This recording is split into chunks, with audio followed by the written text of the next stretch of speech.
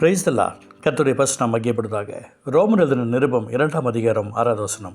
ரோமர் சாப்டர் 2:6.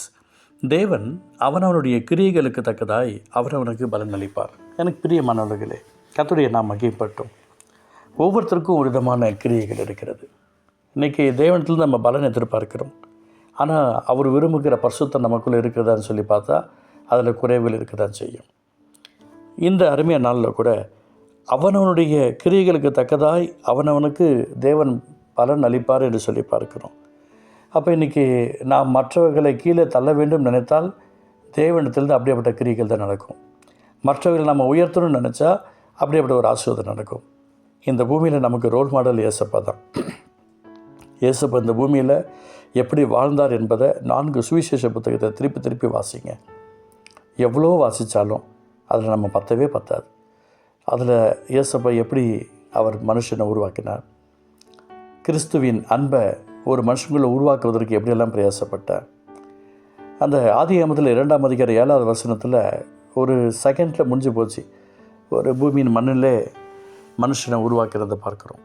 ஆனால் இந்த 4 சுவிசேஷ புத்தகத்தில் ஒரு மனுஷனுக்குள்ளே அந்த வசனத்தின் இருதயமாக எப்படி மாற்றினார், பரலோகத்தின் சிந்தையை அந்த இருதயில் எப்படி வைத்தார், பரலோகத்தின் கண்களை அந்த கண்களில் எப்படி வைத்தார், பரலோகத்தின் வாசனையை எப்படி அந்த நுகரும்படியாக பண்ணினார். இது எல்லாம் திரும்பி பார்க்கணும். இன்றைக்கி அந்த கிரியைகள் தான் நம்முடைய வாழ்க்கையில் தேவனிடத்தில் பலனாய் வரும். இன்றைக்கி நிறைய பேருக்கு தெரிய மாட்டேங்குது. நாம் எப்படி வேணால் இருப்போம், தேவன் நம்ம ஜெபத்துக்கு அற்புதம் செய்வார் நினச்சிட்டு இருந்தால் ஒரு அற்புதம் பார்க்க முடியாது. நம்முடைய வாழ்க்கையில் நாம் மனம் போன போக்கில் போய் கொண்டிருப்பதற்காக தேவன் உங்களை மனம் தெரிந்து கொள்ளலை. அவர் விரும்புகிற பாத்திரமாக நாம் இருக்க வேண்டும். அவருடைய அன்பாக, பாசமாக, நேசமாக நாம் இருக்க வேண்டும். அவர் எந்த நோக்கத்திற்காக நம்ம மேலே அந்த கிருபையை வச்சிருக்கிறாரோ அந்த நோக்கத்தை நாம் நிறைவேற்றணும். எனக்கு பிரியமானவர்களே, உங்களுக்கு இயேசுவின் நாமத்தில் நான் சொல்கிறேன், தேவன் அவனுடைய கிரியைகளுக்கு தக்கதாய் அவனவனுக்கு பலன் அளிப்பார் என்ற ஒரு வார்த்தை சாதாரண வார்த்தை கிடையாது. நம்மளை மாற்றிக்கணுங்க. கசப்பு, வெறுப்பு, பொறாமை எதுவும் வேண்டாம். ஒரு வேளை இருந்துச்சுன்னு சொன்னால் அதை மாற்றிக்கோங்க. கொஞ்சம் நேரம் உபவாசம் பண்ணி ஆண்டவர் சமூகத்தில் இயேசுவின் ரத்தத்தின்னு சொல்லி உங்களை பரிசுத்தப்படுத்திக்கிட்டே இருங்க. அவர் விரும்புகிற பரிசுத்தமான பிள்ளைகளாக நம்ம இந்த பூமியில் உலா வரணும். ஆண்டோடைய அன்பு பிரசன்னம் நம்மளோடு கூட இருக்கணும். அவர் நடத்துவார், அவர் இரக்கம் செய்வார், அவர் அற்புதம் செய்வார். உங்களுக்கு நான் சொல்வது தயவுசெய்து புரிஞ்சுக்கோங்க. நான் மற்றவர்கள் நல்லா இருக்குன்னு நினைக்கல அப்படின்னா என்னைய தேவனால் ஆசீர்வதிக்கவே முடியாது.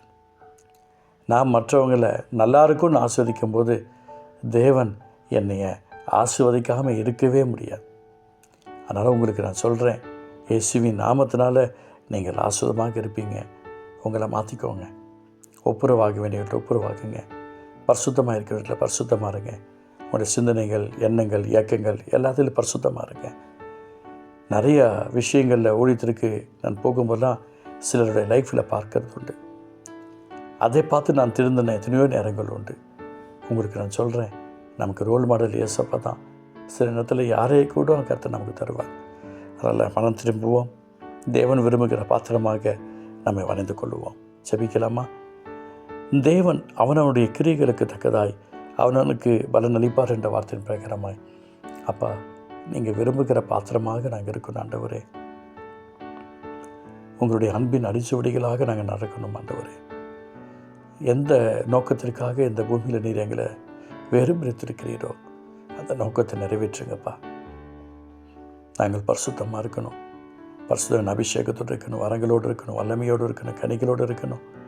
அப்போ நீர் எங்களை நடத்துவீராக, நீர் எங்களை ஆசீர்வதிப்பீராக, நீர் எங்களுக்கு உங்களுடைய அன்பினால் அலங்கரித்து பரலோகத்தின் பிள்ளைகளாக எங்களை சேர்ப்பீராக.